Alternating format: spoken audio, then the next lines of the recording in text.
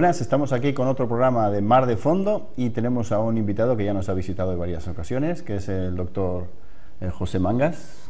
Hola. Gracias, José, por venir. Nada, es un placer siempre estar aquí con ustedes. Bien, hoy lo que vamos a tener un tema que es muy interesante para Canarias, porque vamos a hablar de volcanes, cómo se forman y sobre todo vamos a explicar qué es lo que pasó en la erupción de la Restinga, del Hierro. Pues sí, vamos a intentar explicar un poco en qué consistió la erupción de la Restinga del año 2011, que empezó en octubre de 2011 y estuvo activo hasta marzo del 2012. Sí, vamos a ver, aquí tenemos algunas, vamos a hacer un poquito un repaso de las últimas erupciones que ha habido en Canarias desde los últimos años. 13 erupciones históricas que... Sí, se puede decir que Canarias estamos en una zona volcánica activa. Sí. Y en esta zona volcánica activa es lógico que tengamos erupciones. ¿Cuándo tenemos erupciones históricas? Cuando hay documentos escritos que los gobernantes de cada una de las islas estaban obligados a hacer informes y mandarlos a Madrid. Y se llama de erupciones históricas cuando hay esos documentos escritos. Pues eso es a partir del siglo XV. Se puede decir que en Tenerife, Lanzarote, La Palma y El Hierro ha habido erupciones históricas porque hay documentos escritos de erupciones en 1500, 1600, 1700 hasta el siglo XX, y la última es la de la Restinga. La Restinga, que causó un gran impacto porque se siguió muy de cerca. Sí, porque la anteúltima había sido la del Teneguía en La Palma, que fue en 1971. Entonces llevábamos ya, como quien dice, 40 años que no teníamos erupción activa en Canarias, y siempre es un espectáculo. La pena es que el Teneguía sí se pudo ver en la isla de La Palma, porque en 1971 fue una erupción subaérea, fue en la zona de Fuencaliente, pero los meses que duró, que fueron casi mes y medio, pues las personas podían ir a visitarlo porque no era peligroso.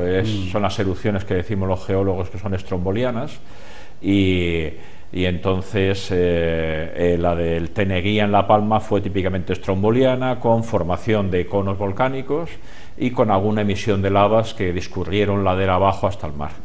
Pero la de la Restinga no, tuvimos mala suerte porque es la última que ha habido, pero se ha producido bajo el agua, se ha producido una erupción bajo el agua. Pero subió bastante, casi estuvo a punto de salir.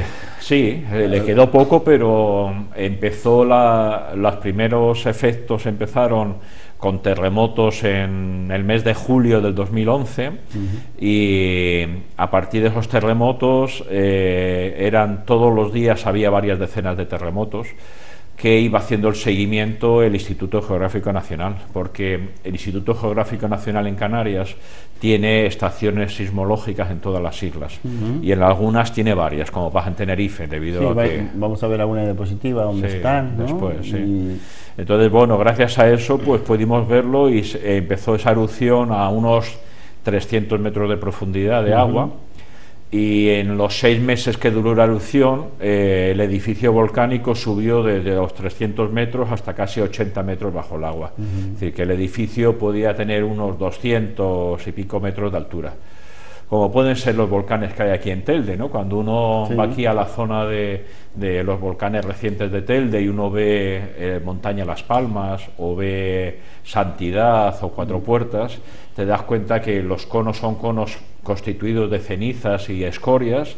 La altura que tienen, a lo mejor tienen 100 o 200 metros de alto, no más, con su cráter, y después todos a veces tienen asociado la lava correspondiente. Es decir, que muy parecido a lo que hemos visto, como lo que hemos sufrido aquí, pero no estábamos nosotros. Ahí está, es decir, estos volcanes de Telde son cuaternarios, son del Pleistoceno medio y superior, y eso significa que tienen menos de 700.000 años. Entonces, claro, aquí no había humanos para ver esas erupciones, pero las hubo, porque si nos fijamos en el paisaje de Telde, vemos que existen varios conos volcánicos. Uno puede ir viéndolos por la carretera. Entonces ahí está el volcán de Santidad, o el de Cuatro Puertas, o Montaña Las Palmas, y como esos hay otros 6 o 7 volcanes que se distribuyen ahí en la zona del Lomo Magullo y están en toda la ladera que parte de lo que es la cumbre hasta lo que llega al mar. Entonces son conos volcánicos, que por eso se llaman así, porque tienen forma de cono, con sus constituidos de piroclastos, que son el picón y la ceniza y la escoria,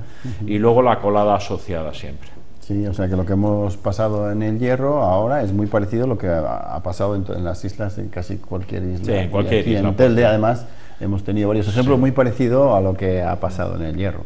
Vamos a ver un poquito cómo es la isla del Hierro, que está totalmente condicionada por este origen volcánico, ¿no? Sí, si nos fijamos en el Hierro, tiene forma de Y, ahí lo podemos ver en la foto. Es como una especie de Y abierta, y lo que aparece así más significativo es que aparece como una ceja, que es la ceja del Golfo, que eso es algo particular, y eso es justamente un gran deslizamiento gravitacional que decimos los geólogos. Pero luego al sur de esa ceja está la zona donde está el Parador, y luego el Julán, que está en toda la zona del sur que termina la Restinga. Luego, cuando los geólogos observan así una isla, primero, el que tenga forma de Y nos está indicando que hay 3 direcciones estructurales, que es donde se van a concentrar las erupciones volcánicas. Entonces, esta isla ha ido creciendo a partir de esta Y. Son fracturas que se generan en forma de Y, y eso debido a que debajo del Hierro existe la cámara magmática, y esa cámara magmática está presionando sobre el edificio insular, y lo que hace es romper la isla del Hierro en forma de Y. Por cada una de esas fisuras salen una erupción volcánica.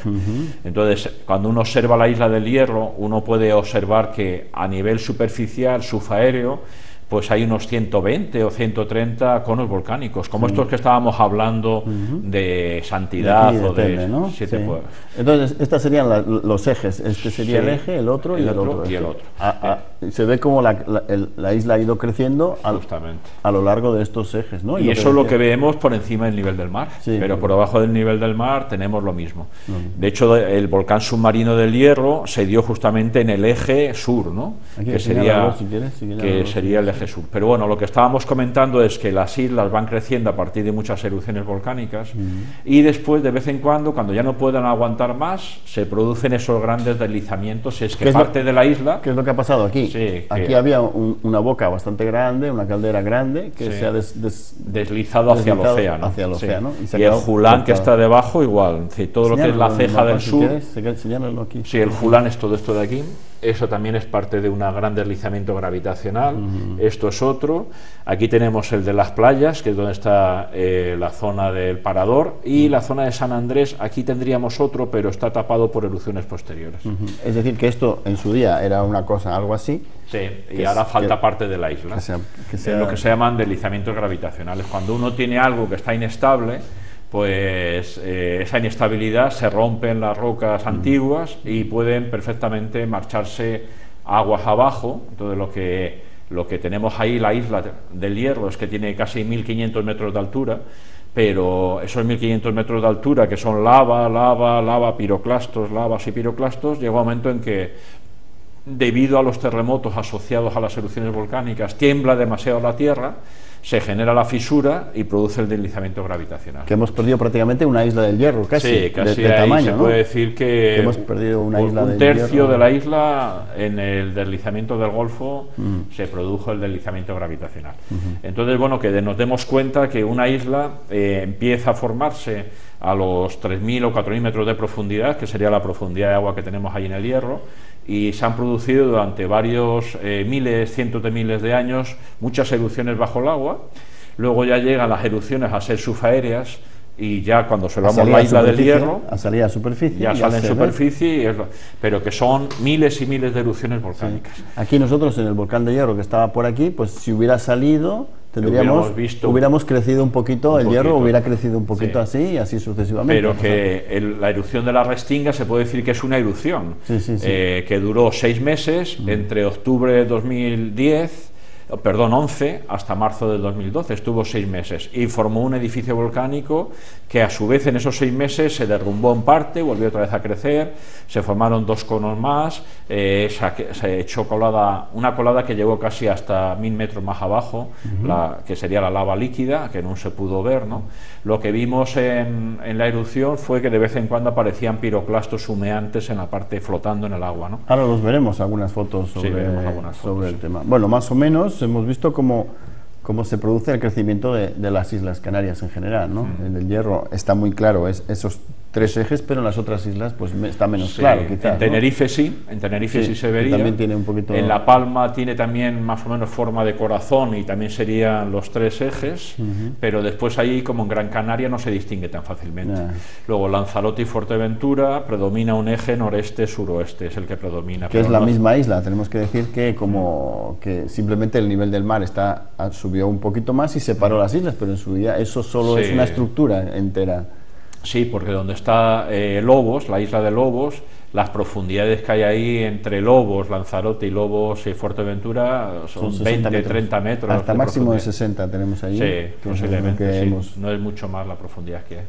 Bien, aquí tenemos un poquito una descripción quizás más en detalle de los diferentes... Sí, para que veamos que en el Hierro los diferentes colores de ese mapa son las diferentes erupciones volcánicas que hay, ¿no? De cómo se ha ido formando la isla. En la columna de la derecha, que es este de aquí, vemos que la isla del Hierro pues empezó, se puede decir, desde casi 1,7 millones de años hasta las erupciones recientes, que son las rojas. Y que dentro de lo que es la isla del Hierro tenemos los materiales lilas, son estos de aquí, son los materiales más antiguos que aparecen alrededor de Valverde y aparecen aquí en la zona de las playas. Esos pueden tener hasta 1,7, 1,4, 1,2 millones de años, 0,8, ¿no? Pero después ya todo lo que es lo naranja, bueno, está en lo del azul clarito en la zona del Golfo, que es el edificio Golfo en las playas, y después ya todo lo más reciente serían las erupciones que están dentro del Golfo y lo que está pintado de rojo en el mapa. Lo que está pintado en el rojo son erupciones históricas o de menos de 10.000 años. Entonces vemos que en la Restinga, justamente ahí en el sur, aquí abajo, tenemos ahí todas esas zonas que son erupciones muy recientes. Todo esto muy reciente. Igual que hay también otras en la zona de Valverde y por el oeste. Es decir, que en toda la isla son esos 120 conos volcánicos que estamos diciendo. Entonces es la isla más joven del archipiélago, es decir, el Hierro es, dentro de las 7 islas Canarias, es la más jovencita, porque todas las erupciones se han producido en lo que decimos los geólogos en el Cuaternario. Entonces, cuando uno estudia cuando los diferentes barrancos que hay en el Hierro, tú puedes estudiar las lavas que están debajo, que son las más antiguas, con relación a las que están arriba en el Pinar, que son las más recientes. Entonces, todas tienen menos de 1,8 millones de años. Y esas son las que se han ido apilando, una lava, otra lava, para ir formando lo que es la isla. Luego deslizamiento, lava, deslizamiento, y que se van produciendo así las islas. Y luego las últimas serían esas manchas rojas de por aquí, pues nos indican justamente las erupciones más recientes. Más recientes, sí. Que son las de menos de 10.000 años. Aquí estaría la nueva, que estaría aquí justo, sí, bajo el agua. Que si suponemos que hay unas poquitas más, pues podría seguir creciendo la isla. Sí, porque la isla, como estamos diciendo, es un edificio que tiene 3.000, casi 4.500 metros de profundidad. Por encima del nivel del mar son 1.500, pero por debajo del nivel del mar son casi 3.000 metros. Es decir, que es un edificio que tiene 4.500 metros.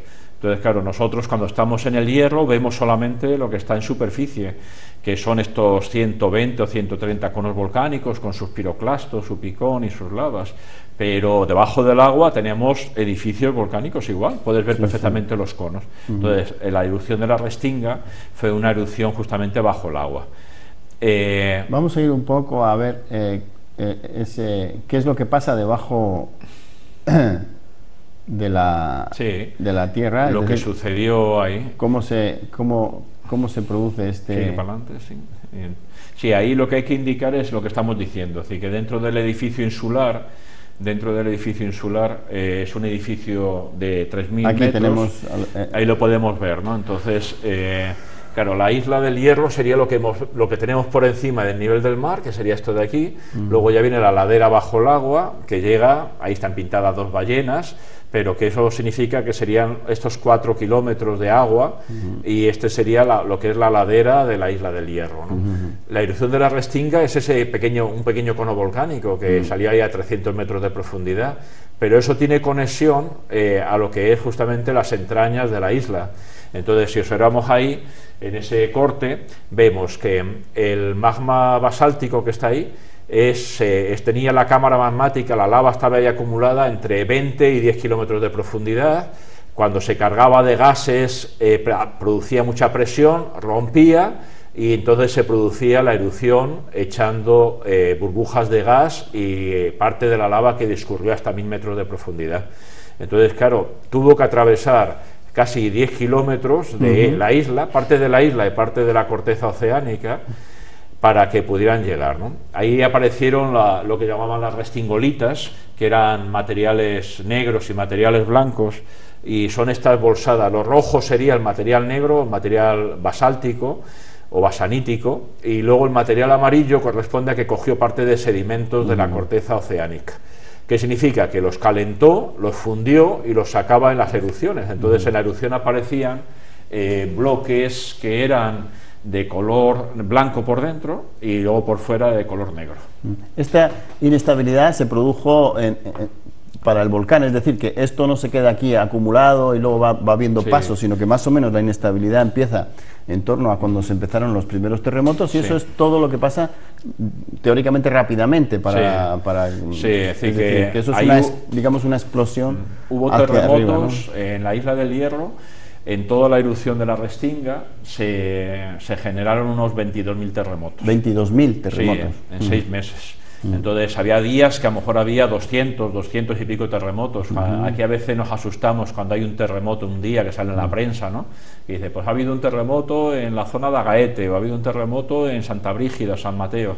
Aquí estamos hablando que durante una erupción se pueden generar miles y miles de terremotos, y casi diariamente puede haber decenas y decenas de terremotos. Entonces, lo que sucede ahí es que generalmente avisa, ¿no? Es decir, cuando ya una estación sísmica está recolectando toda la información de los terremotos que hay, entonces resulta que ya está avisando de que hay un material ígneo abajo que quiere salir, y entonces cada vez que presiona a la isla genera un terremoto y rompe, y al romper se genera un terremoto. Entonces desde julio empezaron los terremotos en la isla del Hierro. Aquí tenemos una imagen de la localización, ¿no? Sí, esa es la isla del Hierro, y todos los puntitos azules que tenemos aquí, tanto a la derecha como a la izquierda, serían todos los hipocentros de los terremotos, de tal manera que aquí está la profundidad de la isla. Entonces vemos que están entre aproximadamente 10 y 25 kilómetros, están ahí toda la que sería la cámara magmática.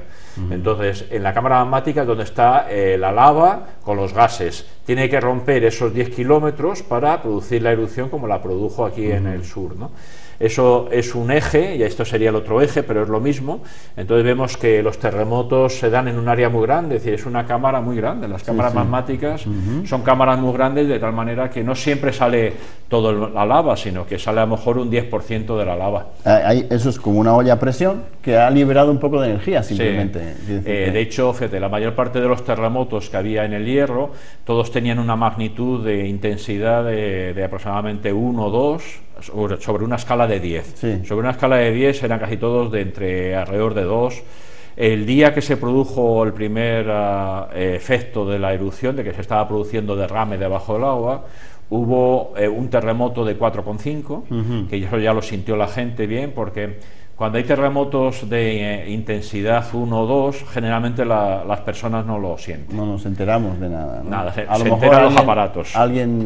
Los sismógrafos solamente. Solo los sismógrafos. Luego, entre 2 y 3 pueden sentirlo las personas que están sentadas o quietas. Las personas que están sentadas pueden sentir justamente el terremoto, que son vibraciones adelante y atrás, que son las ondas P, las ondas S, que son a derecha e izquierda, y luego las superficiales, que tienen forma de onda, ¿no? Entonces, claro, al final se mueve todo, porque es adelante y atrás, a derecha e izquierda, y hacia arriba y hacia abajo, pues al final, cuando ya tienen intensidades entre 2 y 3, las personas que están sentadas en un sillón ya lo sienten.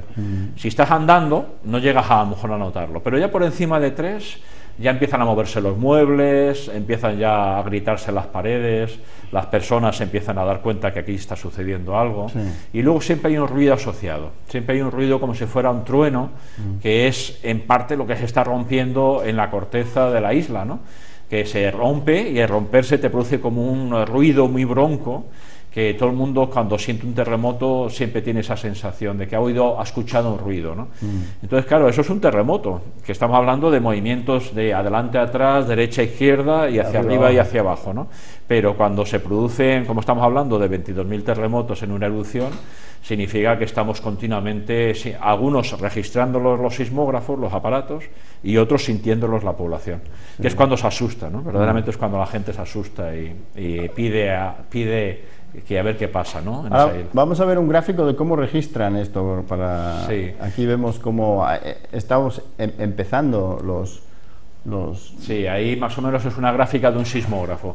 Aquí estaría la hora, las 12 de la noche, la 1 de la mañana, las 3 de la mañana, las 6. Sí. Esto indica las horas, y entonces resulta que cuando no sucede nada, la línea es continua. En el sismógrafo no registra nada, pero cuando tenemos una de estas oscilaciones, como estas verdes de aquí, me está diciendo que están llegando las ondas P, que son las primarias, luego las secundarias y luego ya las superficiales. Se pasa igual, llegan las ondas P, que son las primeras, luego las ondas secundarias y luego las superficiales. Entonces hubo, desde el mes de julio hasta octubre, hubo decenas de terremotos. Desde julio se fueron registrando terremotos individuales que se iban registrando. Entonces, a partir de ahí, en esa gráfica...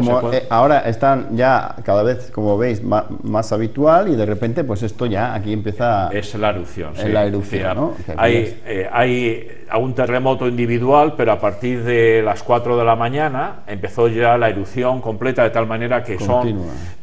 un movimiento de la isla continua, de tal manera que los diferentes colores me están indicando las diferentes horas, porque son las 24 horas del día, y esto es lo que se denomina el tremor volcánico. Y el tremor volcánico, pues resulta que lo que sucede es que está saliendo continuamente el material gaseoso y líquido, y entonces por la fisura que se haya formado en el terreno está saliendo continuamente agua, gases y líquidos, que es el magma, ¿no? Magma. Y entonces en lo que son los sismógrafos, pues se registra siempre un movimiento continuo, lo que estamos generando ya movimiento de toda la isla, y por eso se genera ese tremor. Y ese tremor duró 6 meses en la isla del Hierro. Bien, tenemos que decir que todo esto que estamos enseñando aquí lo pueden ver ustedes en la página web del Instituto Geológico Nacional. Geográfico Nacional. Geográfico Nacional. Entonces aquí entran en la página Instituto Geográfico Nacional, y aquí directamente les aparece esto. Sí, aquí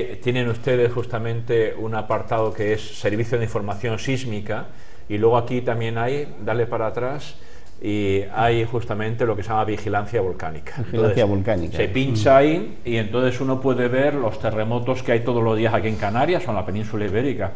Entonces resulta que la página del IGN, del Instituto Geográfico Nacional, es una página que está muy bien llevada. Hay un montón de personal que están las 24 horas del día haciendo vigilancia.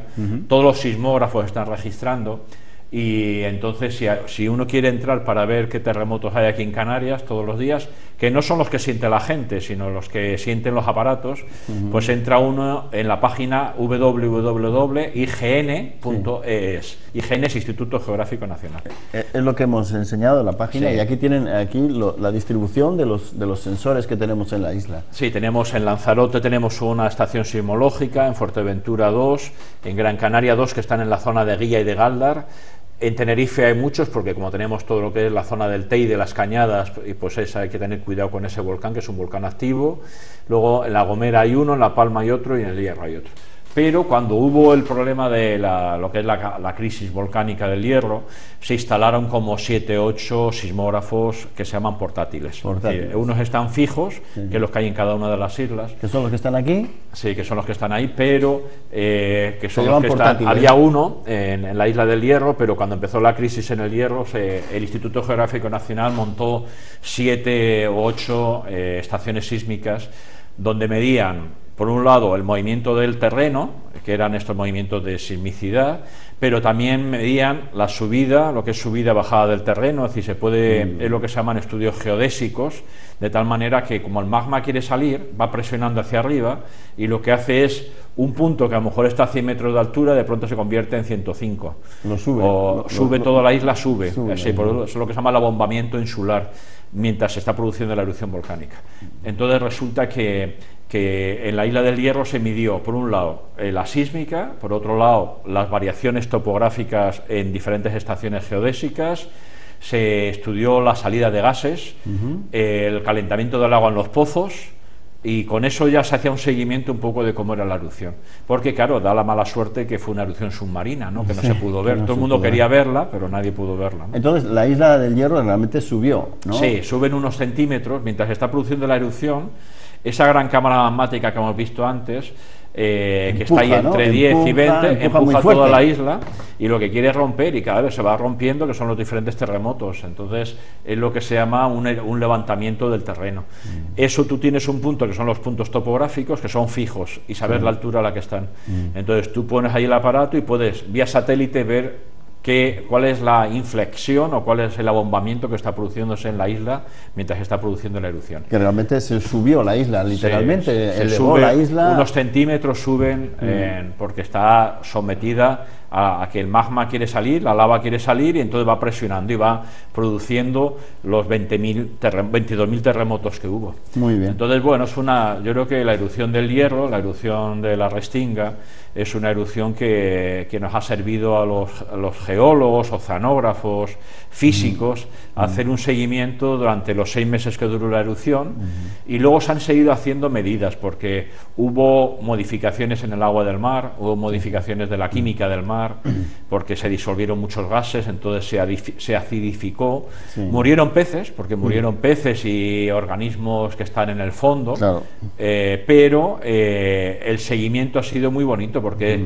se tenía todos los mapas y la cartografía antes de la erupción, luego se tenían mapas de después de la erupción, se hace la diferencia, entonces se puede saber qué es lo que ha pasado allí, los kilómetros cúbicos, porque son kilómetros cúbicos de lava que ha salido. Sí, eso hablaremos en otro programa, porque ya nos queda poco tiempo, pero si alguien tiene curiosidad por seguir los terremotos, no solo que suceden en las islas, sino que esas estaciones sísmicas también van a recibir las señales de los grandes terremotos que están pasando en el mundo. Por ejemplo, los últimos de México, por muy lejos que esté el terremoto, estos sensores lo van a identificar, ¿no? Sí, así es. El Instituto Geográfico Nacional, que su sede principal está en Tenerife, la directora se llama María José Blanco, y es una persona que es geofísica y tiene un equipo de casi 30 personas trabajando en lo que es el seguimiento sísmico de las Islas Canarias. Y entonces también vamos a poder ver a lo mejor las explosiones nucleares de nuestro amigo Kim. Sí, también. Sí, generalmente todos estos sismógrafos, además de ver los movimientos sísmicos que aparecen en las islas o en tierra firme, cuando se producen explosiones atómicas o explosiones de gran envergadura, se registran justamente en los aparatos. O cuando se está haciendo exploración de petróleo y gas, que se están haciendo justamente bombardeos con aire comprimido para hacer sísmica de reflexión o refracción, los sismógrafos que están en las islas, pues también puedes justamente... Porque son aparatos extremadamente sensibles. Sí, extremadamente sensibles. Sí, así es. Puedes registrar movimientos en las 3 dimensiones del espacio. Y creo lo último que podemos hablar es de qué es lo que pasa con el amigo Kim, el norcoreano que hace pruebas, y realmente eso puede provocar terremotos. Eso es la gran... Porque yo me acuerdo cuando las hacían los franceses y los ingleses y los americanos, eso no producía terremotos, pero ahora que hace este hombre, sí producen terremotos, ¿no? Porque en la época se les acusó y todo se negó hasta el infinito. Siempre que ha habido explosiones nucleares, que son todos los grandes países, los 7 grandes, ¿no? Francia, Reino Unido, Estados Unidos, Rusia, China, etcétera, todos los que India, Pakistán. Sí, todos los que tienen armas nucleares han hecho pruebas, y esas pruebas se registran, tú lo puedes saber en cualquier estación sismológica, por ejemplo las que tenemos aquí en las islas, sabes perfectamente dónde se ha producido la explosión, qué intensidad tenía y a qué profundidad. Se puede saber todo. O sea que si alguno está interesado, va a la página y puede ver, incluso está grabado, quiere decir que se puede ir a los periódicos, ver cuando cuándo fueron las diferentes explosiones nucleares y puede ver la respuesta que nos ha dado a nosotros aquí. Justamente. Bueno, pues se nos acabó el tiempo. Habrá que hacer otro del volcán de Hierro para ver qué es lo que sucedió, pero yo creo que ha estado muy interesante, muy bonito. Muchas gracias. Nada, ha sido un placer y cuando queráis podemos volver por aquí. Exactamente. Bueno, pues nada, aquí ha sido otro programa de Mar de Fondo y nos veremos próximamente. Hasta luego.